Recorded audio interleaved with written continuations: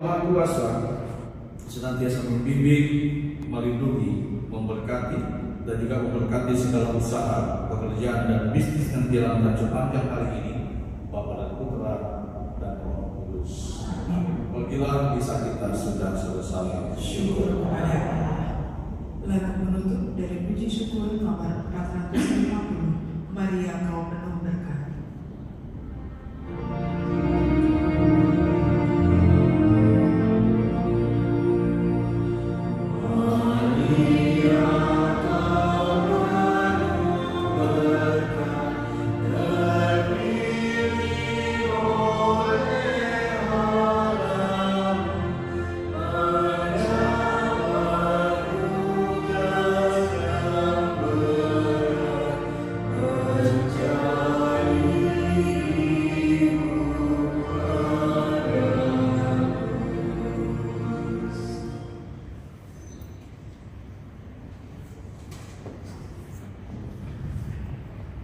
Saat di Kudus Yesus, ya, terutama di umat murid ini, jika Kudus Yesus dapat menjadi obat penyembuh bagi penyakit zaman. Terima kasih dan mohon maaf hari ini sedang melayani sakramen tobat karena kami akan ada rekoleksi jam 9 dan jam 8 sudah mau jalan ke Cengkareng. Ya, nanti mungkin besok bisa dilayani dengan baik ya untuk pengakuan dosa itu. Dan tentunya terima kasih semua untuk kehadiran kita semua. Sedikit Ibu Maria kemarin ini karena terlalu dekat di sana, jadi suka nyangkut kita bawa itu. Mungkin bisa di tempatnya di mana yang nyangkut. Yesus di dunia yang merupakan persekutuan orang-orang yang berdosa, namun terpanggil untuk menjadi kudus berkat kasih karunia Allah. Ya Bapa, semoga kemurahan Allah yang tak terbatas menjadi nyata melalui cinta kasih manusiawi kami satu sama lain. Marilah kita mohon. Kabulkanlah doa kami ya Tuhan.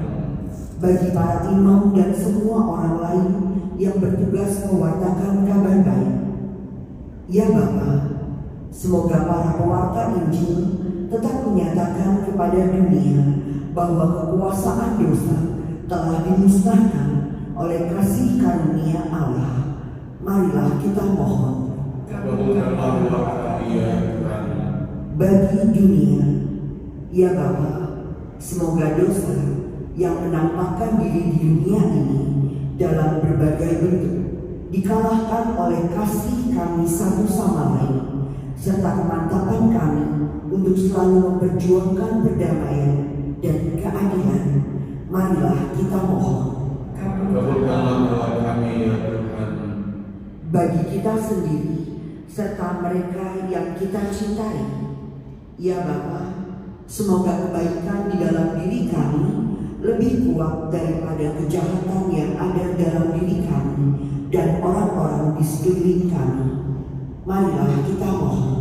Kabulkanlah doa kami ya Tuhan. Tuhan Bapa yang Maha Baik, kami juga berdoa untuk tarekat MSC yang kali ini merayakan hari ulang tahunnya yang ke-171. Semoga Engkau senantiasa membimbing, menyertai, menganugerahkan rahmat kebijaksanaan kepada para imam, frater dan bruder MSC. Semoga Engkau juga menguatkan dan meneguhkan iman mereka agar selalu mampu menyebarkan cinta Kudus Yesus kemana-mana, sehingga banyak orang mengalami kasih dan cintamu dalam setiap pelayanan yang mereka lakukan setiap hari. Juga berkatilah para siswa PPHK dan MM yang juga menghayati spiritualitas hati. Semoga rahmat dan cintamu senantiasa menyertai kehidupan mereka. Marilah kita mohon. Kabulkanlah doa kami ya Tuhan. Allah segala rahmat, rencanamu terhadap dunia serta manusia melampaui segala dugaan kami. Semoga kami tetap percaya pada kekuatan kasih-Mu yang menyelamatkan, sehingga seturut teladan Bunda Maria, kami selalu berani memberikan diri kami sepenuhnya kepada Putra Yesus Kristus, Tuhan dan pengantar kami. Amin. Kita lanjutkan dengan liturgi Ekaristi bagian persiapan persembahan. Maria kepada Tuhan, terjadilah padaku menurut perkataan itu. Bapak yang terkasih saudara-saudari, hari ini juga merupakan hari lahirnya Kongregasi Misionaris Hati Kudus Yesus MC yang ke-171 tahun. Dan sebelum mendirikan tarekat MSC, Padre Julius Evalie pendiri MSC bernovena kepada Santa Perawat Maria yang juga akhirnya diberikan gelar Bunda Hati Kudus yang setiap pagi kita doa ya, Bunda Hati Kudus doakan kami. Itu sejarahnya adalah bagaimana para pendiri dan dua temannya bernovena selama 9 tahun berturut-turut sebelum mendirikan tarekat MSC ya. Dan tepat pada tanggal 8 Desember 1854, yaitu 171 tahun yang lalu, ada seorang kaya yang datang membawa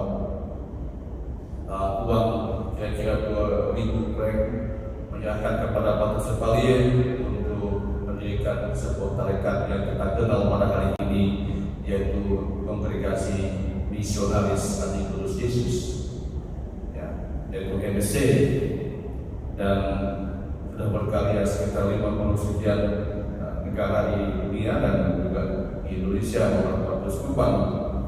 Dan itulah buah-buah doa Pater Evalie dalam novena, dan Tuhan sungguh-sungguh menjawab niat dari Pater Evalie sehingga lahirlah tarekat MSC. Hari ini kita merayakan Hari Raya Santa Perawat Maria di Kantung tanpa tanda dosa. Dan dalam bacaan pertama dikisahkan bagaimana manusia pertama itu jatuh ke dalam dosa. Kalau kita mendengar secara lebih baik yang bacaan yang pertama yang dibacakan dengan cara baik ya, kita tentu bisa mengambil intisari dari bacaan itu. Yang pertama adalah memang ketika Adam dan Hawa ditempatkan di Taman Eden, Tuhan telah mengingatkan jauh-jauh hari semua hal, semua apa yang disebut boleh kamu makan, tetapi hanya satu yang tidak boleh, buah yang di tengah-tengah itu. Ya. Tetapi ya namanya manusia itu kan memang diciptakan dari debu ya, penuh dengan kelemahan dan kekurangan yang gampang rapuh dan goncang ketika ada godaan-godaan. Udah diberikan segala-galanya, hanya diberkatakan yang satu itu tidak boleh. Tapi itulah sifat manusia itu suka penasaran, suka nggak puas. Udah dapat banyak nggak puas gitu ya. Udah enak-enak nggak mau kerja, makan, minum, tidur situ ya kan, bahagia. Tetapi penasaran karena iblis itu bilang, siapa bilang justru kalau kau makan buah itu kamu akan hidup. Kata-kata iblis sangat halus ya. Dan akhirnya ya si Hawa makan buah yang terlarang itu dan memberikan juga kepada Adam, dan keduanya jatuh ke dalam dosa, dan mereka harus disingkirkan dari taman Eden itu yang sudah mereka bahagia di situ ya, diberikan segala rahmat Tuhan. Jadi dosa itu, Bapak yang terkasih, maksudnya bagi kita adalah dosa itu membuat kita tidak bisa menerima rahmat Tuhan gitu. Ya, itu ada penyelamat dan tersingkir dari kebahagiaan yang tidak mereka dapatkan karena pengaruh iblis yang berupa ular. Sebenarnya masih makan ular, Pak Chris masih makan ular ya. Ular itu selalu diidentikan dengan setan gitu, iblis gitu ya, tapi enak katanya. Lagi orang banyak yang masak itu, orang Nabi yang masak enak itu ular itu ya. Itulah iblis ya. Iblis itu sangat menggodai manusia dengan sangat halus, dan kata-kata yang halus tadi kan, siapa bilang katanya, justru kalau kau makan, kamu akan hidup. Dan itu yang terjadi. Nah, inilah awal dari kejatuhan manusia akhirnya terhasil dari Taman Eden ya. Dan sepanjang itulah manusia harus mengusahakan hidupnya yang tadinya enak-enak, dia harus bekerja dan lain sebagainya. Juga nanti pada kisah Kain dan Abel ya, semakin terpuruk kehidupan manusia itu ketika Kain membunuh adiknya Abel gitu ya, semakin terpuruk dalam dosa. Tapi sekali lagi Bapak yang terkasih, di dalam bacaan ini hari ini kita mendengarkan bagaimana Maria yang dipilih oleh Tuhan, dia adalah wanita tersuci yang terberkati oleh Tuhan. Bahkan dipilih sejak sejak sebelum dia lahir, yang dia akan melahirkan keselamatan, yaitu Yesus Kristus. Maka kalau kita mendengarkan kisahnya tadi ya, bahwa Tuhan tidak ingin manusia terus hidup dalam kedosaan, karena sejak awal Tuhan dan manusia itu diciptakan baik adanya oleh Tuhan. Maka dia tidak mau manusia diciptakan yang baik itu hidup dalam kebinasaan, ya, karena dosa-dosa yang diakibatkan oleh manusia pertama itu. Maka dia mengirim Maria, ya, yang akan mengandung Yesus dari Roh Kudus dan melahirkan Yesus sebagai juru selamat. Ya. Dan kalau kita mendengarkan dialog tadi antara malaikat Gabriel dan Maria menyadari sebetulnya ketidaklayakan dia. Maka terjadi semacam dialog yang panjang juga kalau kita mendengarkan tadi. Nah, dialog, maka dia mengatakan, mana mungkin itu terjadi?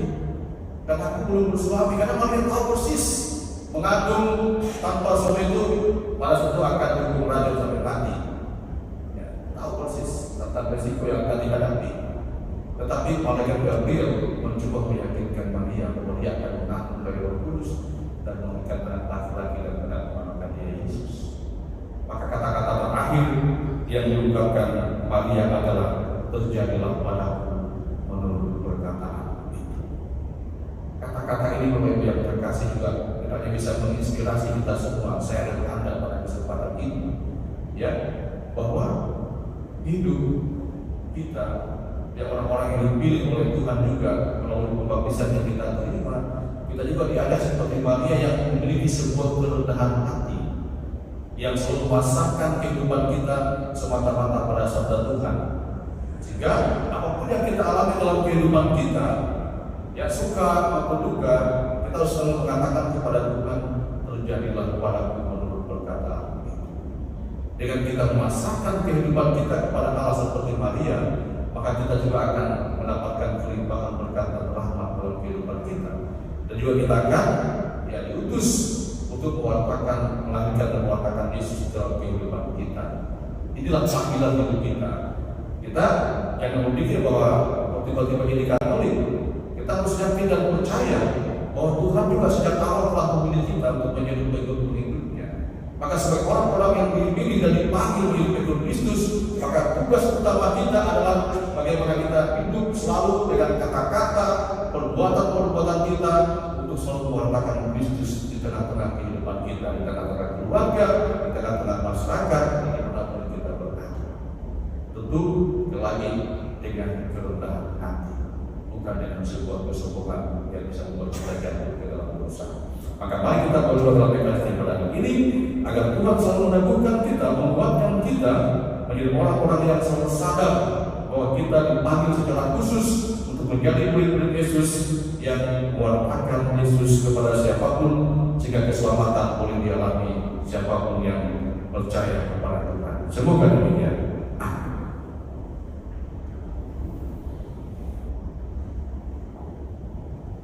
Di dalam perayaan misi kita berdoa bersyukur atas ulang tahun Bapak Yoyo Suhardi. Semoga Tuhan menurunkan umur panjang, kesehatan yang baik, berkat melimpah dan sukacita di dalam kehidupannya. Bersama dengan Margareta yang membelas kasih Tuhan baginya, semoga mendapat kesembuhan dari sakitnya dan membebaskannya dari segala macam penyakit yang diderita. Bersama dengan panitia memperlancar usaha kerjaan agar seluruh lancar dan sukses, dan juga semoga Tuhan memberikan rahmat kesehatan bagi keluarga. Kita juga mohon rahmat pengampunan dosa dan kerahiman Allah untuk almarhum Bapak Kau Soekau yang telah meninggal 46 hari yang lalu, dan juga mohon keselamatan jiwa dan kebahagiaan di surga untuk Bapak Yosef Yohan yang telah dipanggil Tuhan 13 hari yang lalu, dan juga untuk Bapak Sri Kander. Inilah Injil suci menurut Lukas. Dimuliakanlah Tuhan.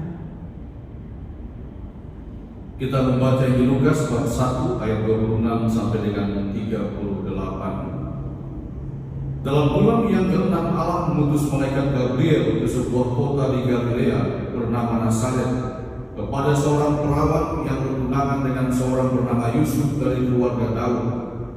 Nama perawan itu Maria. Ketika masuk ke rumah Maria, malaikat itu berkata, "Salam, hai engkau yang dikaruniai, Tuhan menyertai engkau."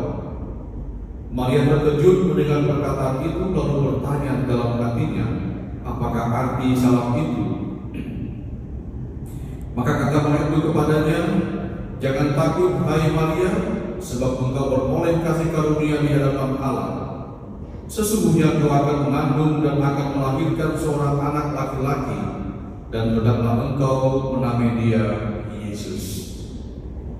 Ia akan menjadi besar dan akan disebut anak Allah yang Maha Tinggi, dan Tuhan Allah akan mengaruniakan kepadanya tahta Daud bapa leluhurnya.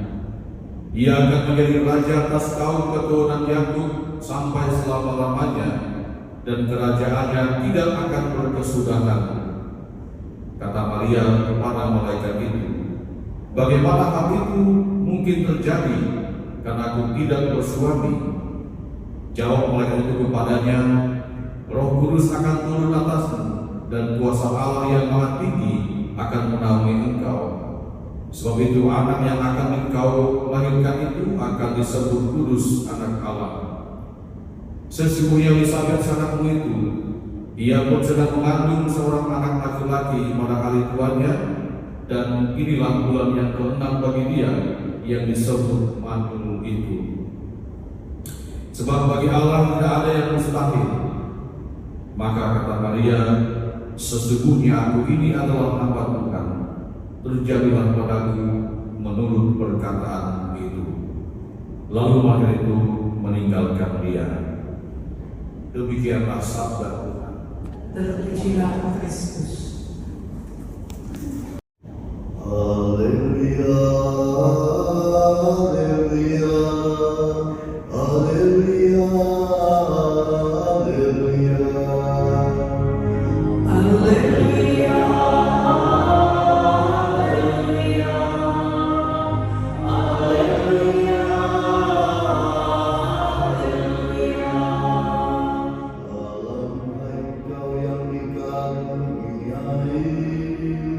Tuhan menyertai engkau.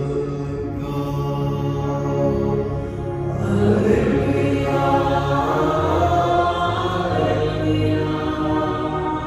haleluya, haleluya, haleluya, haleluya,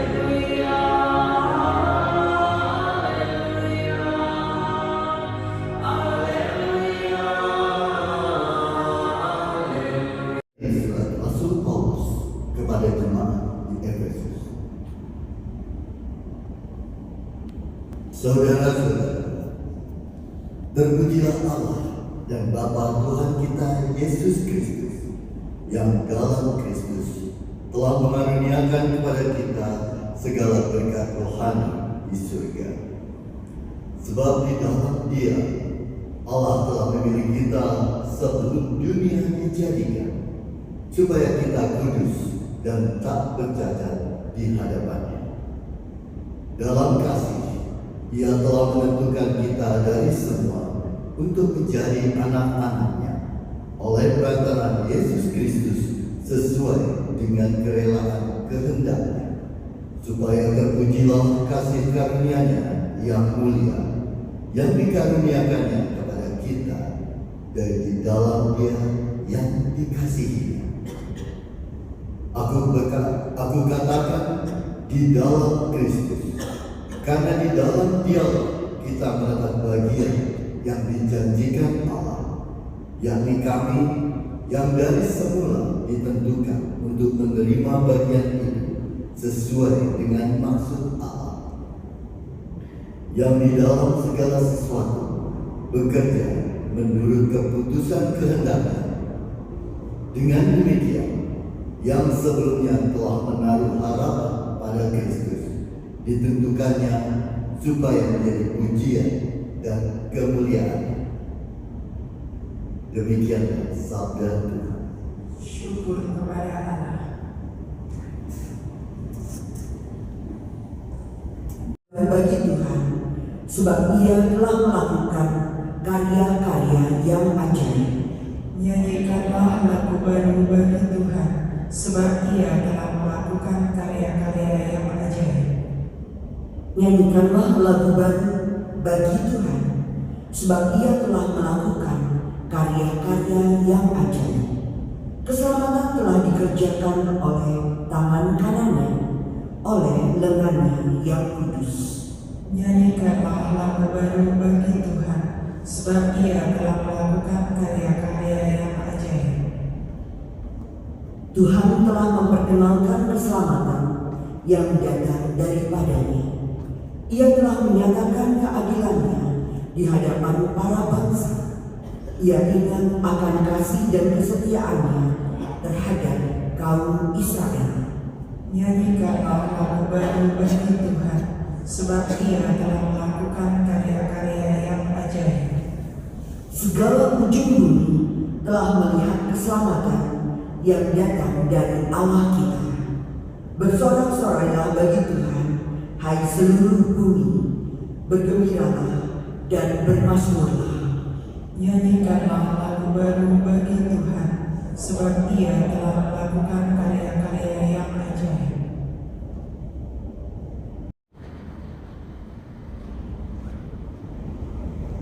Bacaan dari kitab Kejadian. Pada suatu hari di Taman Eden, setelah Adam makan buah pohon terlarang, Tuhan Allah memanggil manusia itu dan berfirman kepadanya, "Di manakah engkau?" Ia menjawab, "Ketika aku mendengar bahwa engkau ada dalam taman ini, aku menjadi takut karena aku telanjang. Sebab itu aku bersembunyi." Lalu Tuhan berfirman, "Siapakah yang memberitahukan kepadamu bahwa engkau telanjang? Apakah engkau makan dari buah pohon yang kularang engkau makan itu?" Manusia itu menjawab, "Perempuan yang kau tempatkan di sisiku, dialah yang memberi dari buah pohon itu kepadaku, maka aku makan." Kemudian berfirmanlah Tuhan Allah kepada perempuan itu, "Apakah yang telah kau perbuat ini?" Jawab perempuan itu, "Ular itu yang memperdayakan aku, maka aku makan."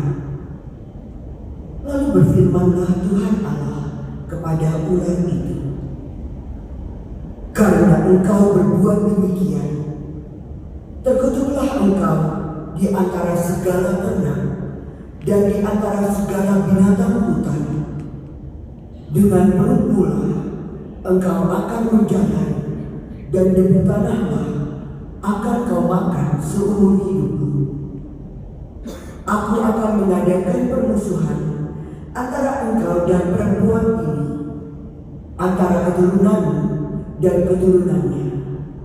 Keturunannya akan meremukkan kepalamu, dan engkau akan meremukkan tulitnya."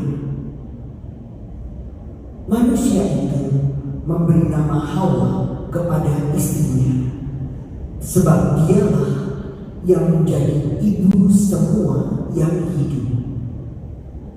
Demikianlah sabda Tuhan. Syukur kepada Allah.